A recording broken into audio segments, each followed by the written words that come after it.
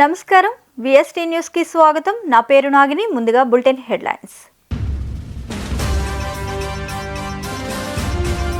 దేవుడు పెద్ద స్క్రిప్టే రాశాడు. సోషల్ మీడియా వింగ్ ముఖాముఖిలో సీఎం జగన్. మలేషియన్ నేవీకి చెందిన 2 హెలికాప్టర్లు ప్రమాదవశాత్తు గాల్లో ఢీకొన్నాయి. అంగరంగ వైభవంగా ఢిల్లీలోని రాష్ట్రపతి భవన్లో పద్మ అవార్డు ప్రదానోత్సవం. ఢిల్లీ లిక్కర్ స్కీమ్లో మరో 14 రోజులు జ్యుడిషియల్ కస్టడీ పొడిగింపు.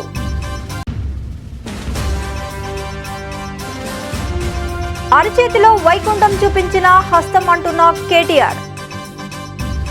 సోషల్ మీడియాలో టీడీపీ దాని మిత్రపక్షాలు దిగజారి ప్రవర్తిస్తున్నాయని ముఖ్యమంత్రి వైఎస్ జగన్మోహన్ రెడ్డి ఆవేదన వ్యక్తం చేశారు.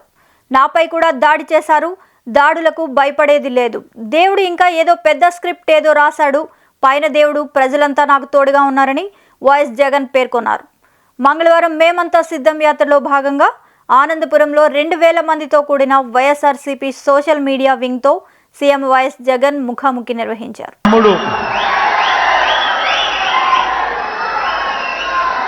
తట్టుకొని నిలబడగలుగుతా ఉన్నాడు అనంటే కారణం వాళ్ళకు ఈనాడు ఉండొచ్చు, ఆంధ్రజ్యోతి ఉండొచ్చు, టీవీ5 ఉండొచ్చు, కానీ మనకు సోషల్ మీడియా ఉంది.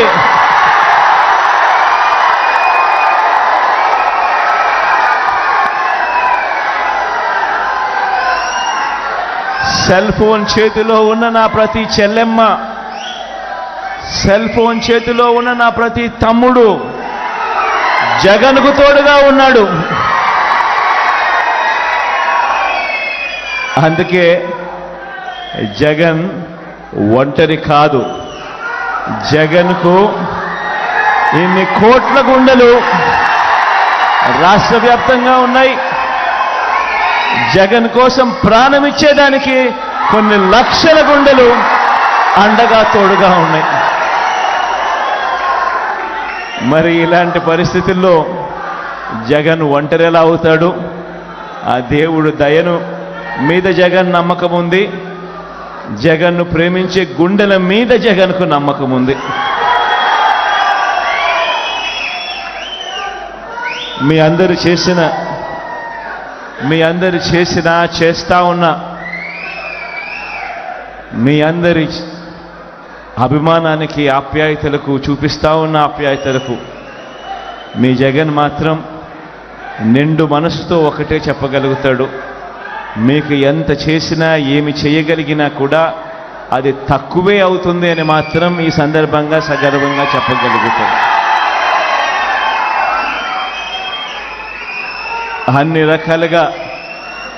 అన్ని రకాలుగా మీ అందరికీ తోడుగా ఉంటామని మాత్రం మరొక్కసారి భరోసా ఇస్తా ఉన్నాను. ఆర్గనైజేషన్ను కూడా స్ట్రీమ్లైన్ చేసే విషయంలో చాలా ఎఫెక్టివ్గా స్ట్రీమ్లైనింగ్ కూడా జరిగింది. భార్గవ్ కూడా చాలా క్రియాశీలకంగా స్ట్రీమ్లైనింగ్ చేసే కార్యక్రమంలో తాను కూడా ముందుండి అడుగులు వేస్తూ ఉన్నాడు. అందరం కూడా మీ అందరికీ కూడా ఒకటే అష్యూరెన్స్ ఇస్తా ఉన్నాం, మీ వెనకాల ఉండది. ఢిల్లీలోని రాష్ట్రపతి భవన్లో పద్మ అవార్డు ప్రదానోత్సవం నిర్వహించారు. పద్మ పురస్కారాలకు ఎంపికైన వారికి రాష్ట్రపతి ద్రౌపది ముర్ము అవార్డులను ప్రదానం చేశారు.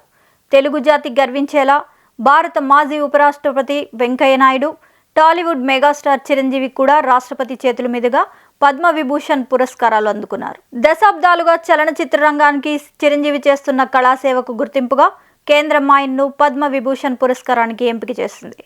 పద్మ విభూషణ్ దేశంలోనే 2వ అత్యున్నత పౌర పురస్కారమని తెలిసిందే.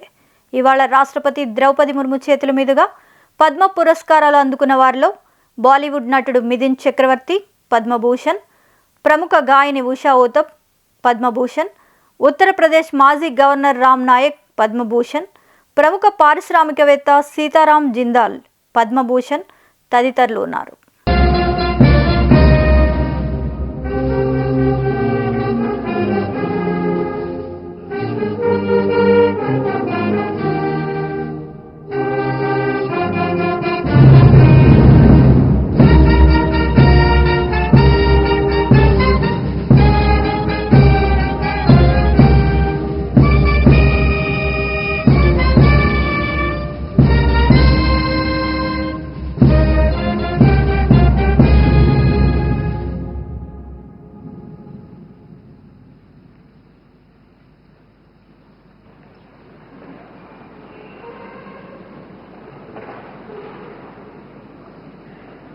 माननीय राष्ट्रपति महोदय, आपकी आज्ञा हो तो पद्म पुरस्कार 2024 के अलंकरण समारोह की कार्यवाही आरंभ की जाए।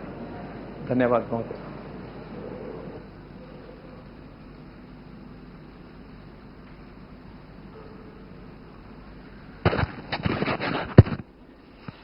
पद्म विभूषण श्री मुप्पवरपु वेंकैया नायडू, लोक कार्य।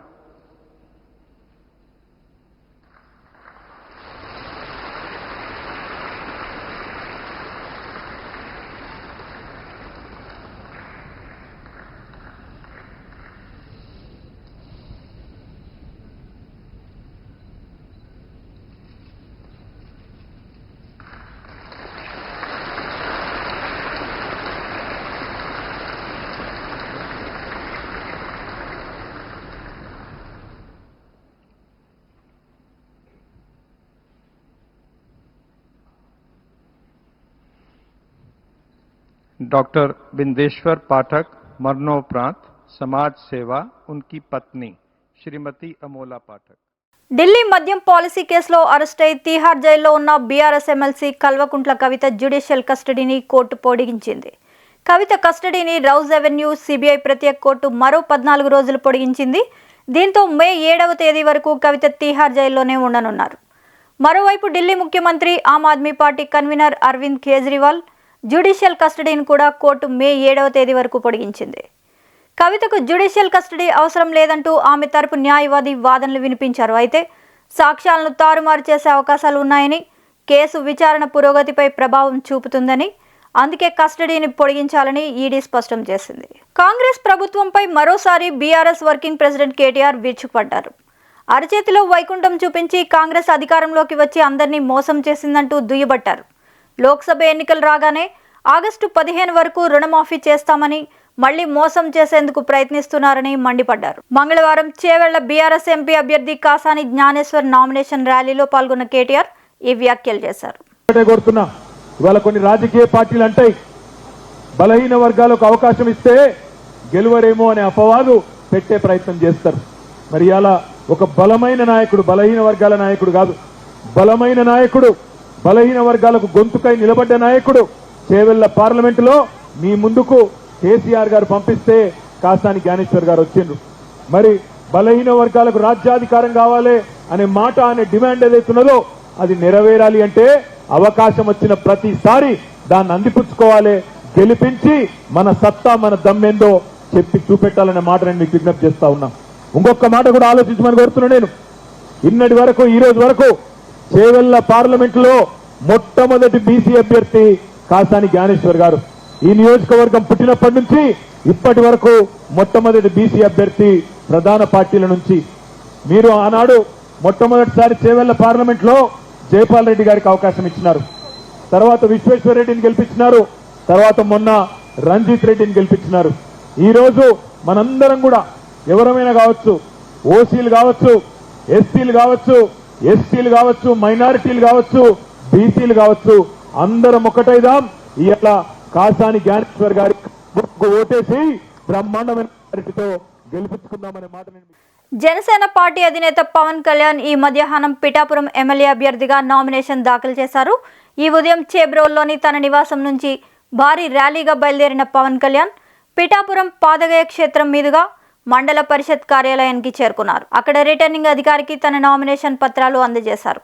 ఈ కార్యక్రమంలో పవన్ పక్కన ఆయన సోదరుడు Nagababu, Pithapuram TDP in-charge SN Varma కూడా ఉన్నారు.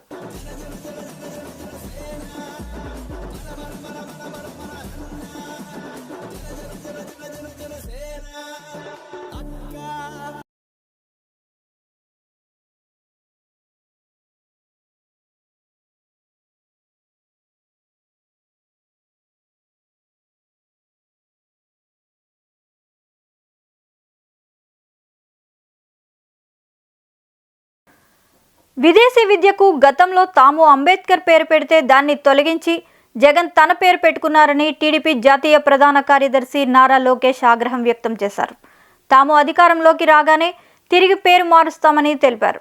ఎన్నికల ప్రచారంలో భాగంగా ఈ ఉదయం మంగళగిరి నియోజకవర్గంలోని తొమ్మపూడిలో నిర్వహించిన రచ్చబండ కార్యక్రమంలో లోకేష్ మాట్లాడుతూ ప్రజలు ఆశీర్వదిస్తే మంగళగిరి నియోజకవర్గాన్ని దేశంలోనే నెంబర్ 1గా తీర్చిదిద్దే బాధ్యత తీసుకుంటానని తెలిపారు.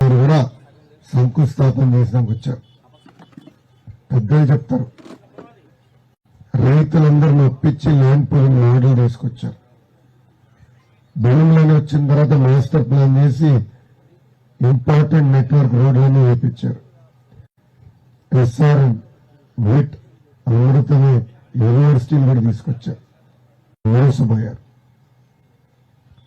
మా ఏ ముఖ్యమంత్రి అయినా మొదటి నిర్ణయం విధ్వంసం. అది ప్రజావేదిక కూల్చడంతో మొదటి లక్ష్యం. అవేర్నెస్ కష్టపడతా. నేను మొన్న కూడా తాడిపత్రికి వెళ్ళా, శంకరావం కార్యక్రమం. ఈరోజు కూడా గర్వంగా చెప్తున్నా, చాలా శుభ్రంగా ఉంటుంది తాడిపత్రి. మన రోడ్లు చూడండి, ఎక్కడికి వెళ్ళినా ప్లాస్టిక్ చెత్త, అంటే థర్మకోల్. తాడిపత్రిలో జేసీ ప్రభాకర్ రెడ్డి గారిని అడిగా, ఎందుకు మీ రోడ్ల పైన చెత్త ఉండదు? తెలుగుదేశం అధినేత నారా చంద్రబాబు నాయుడు విజయనగరం జిల్లాలో 2వ రోజు మంగళవారం పర్యటిస్తున్నారు. ప్రజాగళం యాత్రలో భాగంగా బొండపల్లిలో నిర్వహించిన మహిళా సదస్సు కార్యక్రమంలో పాల్గొన్నారు. ఈ సందర్భంగా పలువురు టీడీపీ నేతలు ప్రసంగించారు. కాగా ఇటీవల విజయవాడ ఉండవల్లిలోని చంద్రబాబు నివాసంలో నిర్వహించిన కార్యక్రమానికి హాజరు కాలేని అనంతపురం జిల్లా నేతలు ఈరోజు విజయనగరం జిల్లాలో చంద్రబాబును కలిశారు. మగ పిల్లలు స్కూలుకు పోతారు, సైకిళ్లు దొక్కుతారు. ఆడపిల్లలు మాత్రం సైకిల్ దొక్కాలంటే భయం, మీరు కూడా ప్రోత్సహించరు. అందుకే 8, 9, 10వ తరగతుల్లో సమైక్య ఆంధ్రప్రదేశ్లోనే సైకిళ్లు ఇచ్చిన పార్టీ తెలుగుదేశం పార్టీ. ధైర్యంగా ముందుకు పోవాలని, మగ పిల్లలేగా సైకిళ్లు దొక్కేది, మా ఆడబిడ్డలు కూడా దొగ్గతారు. మగ పిల్లలతో సమానంగా ముందుకు పోవాలని సైకిళ్లు ఇచ్చిన పార్టీ తెలుగుదేశం పార్టీ అని చెప్పి నేను మీకు తెలియజేస్తున్నా. స్పీకర్ గా ప్రతిభా భారతిని పెట్టాం. ఇళ్ల స్థలాలు, ఇళ్లు, రైతు బజారు, లేకపోతే ఏది ఇచ్చినా ఆడబిడ్డలకే ఇచ్చిన పార్టీ తెలుగుదేశం పార్టీ. మీరు ఒక్కసారి గుర్తుపెట్టుకోవాలి. 14 నుంచి మీరు ఒకసారి చూస్తే కడాన ఇసుక ర్యాంపుల మేనేజ్మెంట్ కూడా మా డాక్రా సంఘాలకే ఇచ్చాను. ఈ విధంగా అనేక కార్యక్రమాలు చేశాం. డాక్రా రుణమాఫీ మీరు చూస్తే 8,500 కోట్ల రూపాయలు రుణమాఫీ చేశాం. పసుపు కుంకుమ మీద 10,000 కోట్లు ఇచ్చాం. నేను ఒకటే ఆలోచించాను, ప్రతి ఒక్క మహిళకి 80 లక్షలు 90 లక్షల మహిళలు డాక్రా సంఘాల్లో ఉన్నారు.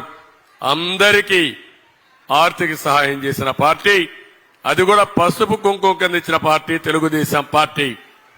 ఆ రోజు మీరు ఒకటే ఆలోచించారు, నేను 10,000 రూపాయలు పసుపు కుంకుమ కింద ఇస్తే అతను వచ్చి జగన్మోహన్ రెడ్డి వచ్చి ముద్దులు పెట్టాడు, తలవే చేయి పెట్టాడు, బుగ్గల్ని విరాడు. మీరు కూడా ఐసైపోతారు తల్లి.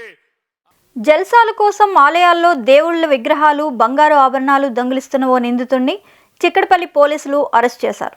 సోమవారం మీడియా సమావేశంలో చిక్కడపల్లి ఏసీపీ రమేష్ కుమార్, సిఐ సీతయ్య మాట్లాడుతూ, ఈ ఏడాది ఫిబ్రవరి 9న ఆర్టీసీ క్రాస్ రోడ్స్లోని పంచముఖ ఆంజనేయ స్వామి ఆలయంలోకి దొంగలు ప్రవేశించి 5 పంచలోహ విగ్రహాలు, బంగారు ఆభరణాలు దొంగిలించారు అన్నారు. సీసీటీవీ ఫుటేజ్ ఆధారంగా పట్టుకున్నామన్నారు.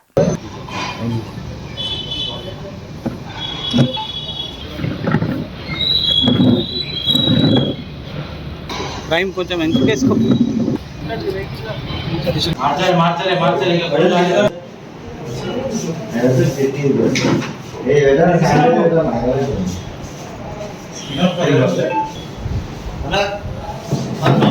బేపదాలు ఎట్లా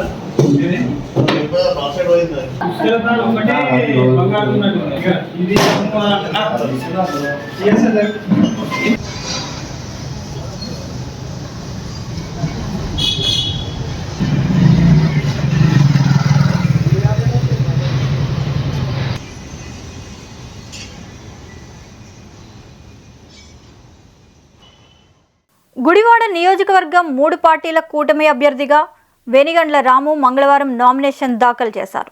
ఈ సందర్భంగా 3 పార్టీల నాయకులు, కార్యకర్తలకు, పోలీసులకు మధ్య వాగ్వివాదం చోటు చేసుకోవడంతో స్వల్ప ఉద్రిక్తత నెలకొంది. దీంతో ఇరువురు కూడా తోపులాటకు దిగడంతో గుడివాడ పట్టణంలో పెద్ద ఎత్తున పోలీసులు మోహరించారు.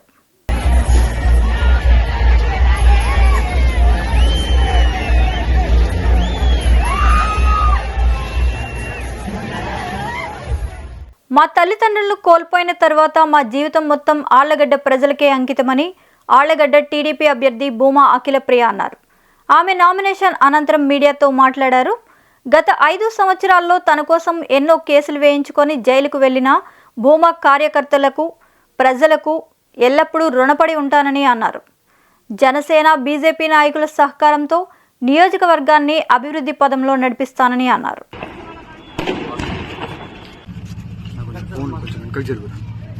అట్లనే ఇంకా జరుగు ఓకే అన్న, అదే ఇంకా అందరు ఫోన్లో పడతాయి కదా, నా కెమెరాలో కెమెరాలో పడతాయి ఫోన్లో. 2024 సార్వత్రిక ఎన్నికల్లో చిత్తూరు పార్లమెంట్ పరిధిలోని 7 నియోజకవర్గాల్లో టీడీపీ గెలుపుకు ఎలాంటి డోకా లేదని ఎన్డీఏ కూటమి చిత్తూరు పార్లమెంట్ అభ్యర్థి దగ్గుమల్ల ప్రసాదరావు ధీమా వ్యక్తం చేశారు. మంగళవారం గంగాధర నెల్లూరు నియోజకవర్గం టీడీపీ ఎమ్మెల్యే అభ్యర్థి థామస్ నామినేషన్ దాఖలు చేశారు. నామినేషన్ ప్రక్రియ ముగిసిన అనంతరం దగ్గుమల్ల ప్రసాదరావు మీడియాతో మాట్లాడారు.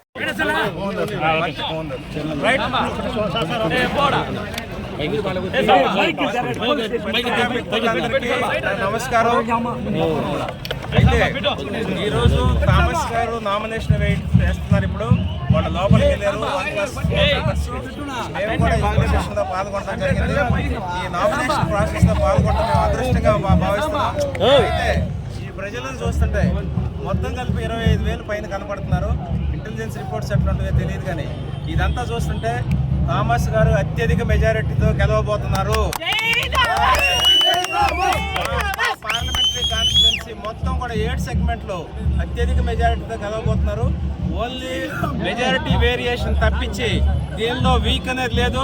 అన్ని 7 సెగ్మెంట్లు బాగున్నాయి. ఎంపీ అభ్యర్థి కూడా బాగున్నాడు. ఈ ఉత్సాహం చూస్తుంటే నేను పలమనేరులో పాల్గొన్నాం, అంతే ఉత్సాహం ఇక్కడ కూడా కనపడుతుంది. కుప్పంలో పాల్గొన్నాం, అంతే ఉత్సాహం కనపడుతుంది. ఏ సెగ్మెంట్లో చూసినా కూడా ఈ ఉత్సాహం స్పాంటేనియస్గా సొంతంగా ప్రజలు చాలా చాలా ఉత్సాహంగా పాల్గొంటున్నారు. ఈ స్పందన ఏంటంటే ఆంధ్రప్రదేశ్ రాష్ట్రం అంతా ఇదే స్పందన ఉంది. తెలుగుదేశం పార్టీ ప్రభుత్వం ఏర్పరచబోతుంది. జూన్ 4న చంద్రబాబు నాయుడు గారు సీఎం అవ్వబోతున్నారు. మేము ఈ ప్రయత్నాలంతా చంద్రబాబు నాయుడు గారిని సీఎం చేయటం, తెలుగుదేశం పార్టీని ప్రభుత్వంగా తీసుకురావటమే ధ్యేయంగా పనిచేస్తున్నాము. ఇంకా మిగతా 20 రోజులు కూడా ఇంతే ఉత్సాహంగా పనిచేస్తాం. ప్రజలందరినీ కూడగట్టుకొని గెలుపునకి ప్రయత్నం చేస్తాం. Thank you. పేద ప్రజలకు రామరాజ్యాన్ని అందించిన జగన్మోహన్ రెడ్డి ప్రజాదరణ ఓర్వలేక ఇష్టానుసారంగా మాట్లాడే అబద్ధాల పుట్ట చంద్రబాబు నాయుడు అని దక్షిణ నియోజకవర్గం వైసీపీ ఎమ్మెల్యే అభ్యర్థి వాసుపల్లి గణేష్ కుమార్ ధ్వజమెత్తారు. 38వ వార్డు వైసీపీ అధ్యక్షుడు సన్యాసరావు ఆధ్వర్యంలో దక్షిణ పరిశీలకులు ద్రోణంరాజు శ్రీవాత్సవ్, మూగి శ్రీనివాసరావుతో కలిసి వాసుపల్లి వార్డులో 2వ రోజు ప్రచారం విస్తృతంగా సాగించారు.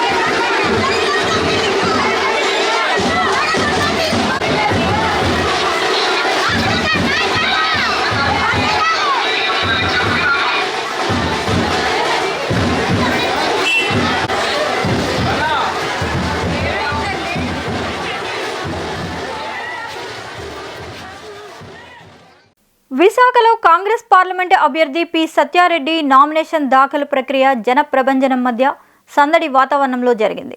ముందుగా పూర్ణ మార్కెట్ దుర్గాలమ్మ గుడి వద్దకు చేరుకున్న సత్యారెడ్డికి స్థానిక ప్రజలు, అభిమానులు, మిత్రపక్షాల పార్టీల నాయకులు ఘన స్వాగతం పలికారు. అనంతరం ఆయన అమ్మవారిని దర్శించుకొని ప్రత్యేక పూజలు నిర్వహించి జగదాంబ మీదుగా ర్యాలీగా వెళ్లి నామినేషన్ పత్రాన్ని దాఖలు చేశారు.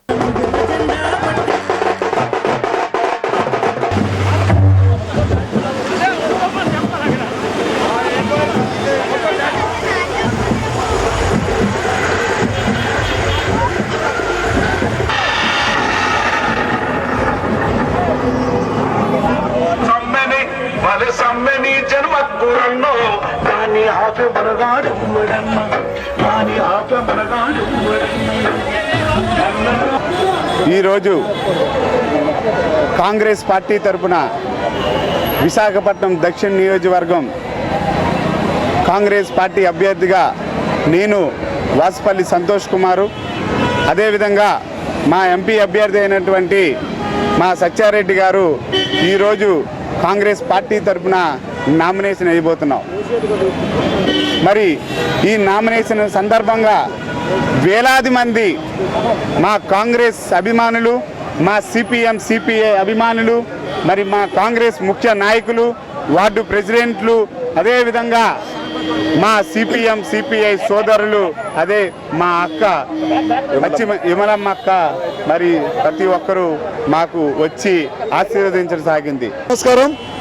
ఈరోజు ఇండియా కూటమి తరపున సిపిఐ పార్టీ, సిపిఎం పార్టీ, ఆమ్ ఆద్మీ పార్టీ సహాయ సహకారాలతో ఉమ్మడి కలయికతో మిత్రపక్షాలతోటి కాంగ్రెస్ పార్టీ విశాఖపట్నం పార్లమెంటు అభ్యర్థిగా సత్యారెడ్డి అనే నేను, దక్షిణ నియోజకవర్గం కాంగ్రెస్ పార్టీ అభ్యర్థిగా వాసుపల్లి సంతోష్ కుమార్ అనే వ్యక్తి, మీ మనిషి, అందరివాడు, వేలాది మంది ఆశీస్సులతో ఈరోజు జెండా చెట్టుగారు ఉన్న జగన్ పరిపాలనలో అభివృద్ధి లేదు, అరాచకం తప్ప అంటూ భీమిలి కూటమి అభ్యర్థి గంటా శ్రీనివాసరావు దుయ్యబట్టారు. ప్రజావేదిక కూల్చడంతో ప్రారంభించిన పాలన రాష్ట్రాన్ని కూల్చే వరకు వచ్చిందని మండిపడ్డారు. ఓడిపోవటం, మళ్ళీ అభివృద్ధి అంతా ఆగిపోవటం, మళ్ళీ మామూలు స్థితికి వచ్చింది. అందుకే మీ అందరూ ఒకటే కోరుతా ఉన్నాను, రేపు ఎన్నికల్లో తెలుగుదేశం పార్టీ అభ్యర్థిగా, ఉమ్మడి అభ్యర్థిగా నేను పోటీ చేస్తా ఉన్నాను. అలాగే ఎంపీ అభ్యర్థిగా మన భరత్ పోటీ చేస్తూ ఉన్నాడు.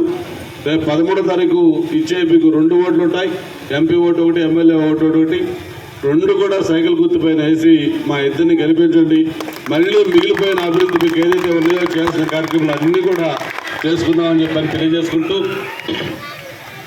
ఇప్పుడు వీళ్ళు చేస్తున్న సంక్షేమ కార్యక్రమాలు, అమ్మఒడి కావచ్చు, పెన్షన్లు కావచ్చు, అలాగే ఆడవాళ్ళకి గ్యాస్ సిలిండర్లు 3 ఉచితంగా కావచ్చు, అలాగే బస్సుల్లో ఉచిత ప్రయాణం కావచ్చు, ఇవన్నీ కూడా ఎంతకంటే ఇంకా ఇప్పుడు ఈ ప్రభుత్వం చేసిన కంటే ఇంకా మెరుగ్గా, ఇంకా ఎక్కువ మందికి ఇచ్చే విధంగా అన్ని కార్యక్రమాలు కూడా చేసుకుందామని చెప్పి. కేంద్ర ప్రభుత్వం చిత్తశుద్ధితో ఎన్ని అభివృద్ధి కార్యక్రమాలను చేస్తున్నా రాష్ట్ర ప్రభుత్వం వాటిని వినియోగించుకోలేదని, మంచినీటి సమస్యలు, ఈ నియోజకవర్గ సమస్యలను కేంద్ర మంత్రి ఫగన్ సింగ్కు వివరించే అవకాశం ఈ నామినేషన్ కార్యక్రమానికి రావడం ద్వారా జరిగిందన్నారు కొత్తపల్లి గీత.